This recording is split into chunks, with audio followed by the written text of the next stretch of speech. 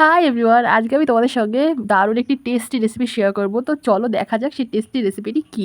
এই দেখো এখানে মুরগির মেটে, পা, লিভার এইসব আছে। তো এখানে মশলা, আলু সব কিছু রেডি করে নিয়েছি। মোটামুটি তেলের মধ্যে গোটা কিছু জিনিস, শুকনো লঙ্কা, তেজপাতা, জিরে ফোড়ন দিয়ে মশলা, পেঁয়াজ আর একটু জল, হলুদ, লবণ দিয়ে মশলাটাকে একটু ভেজে নিয়েছি। তারপর পা আর আলু দিয়ে বেশ কিছুক্ষণ ধরে কষাবো।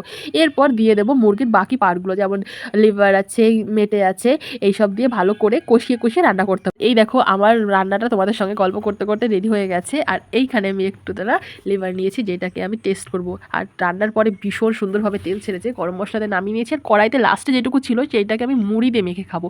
আর মুড়ি দিয়ে খেতে কিন্তু আমার দারুণ লাগে। আর তোমরা আবার কড়াই দেখে কিছু মনে করো না, আমি কড়াইয়ের ভিতরে খাচ্ছি, কারণ কড়াইতে বেশ খানিকটা ছিল গ্রেভি লেগে, যেগুলো খুন্তিতে তোলা যাচ্ছিল না।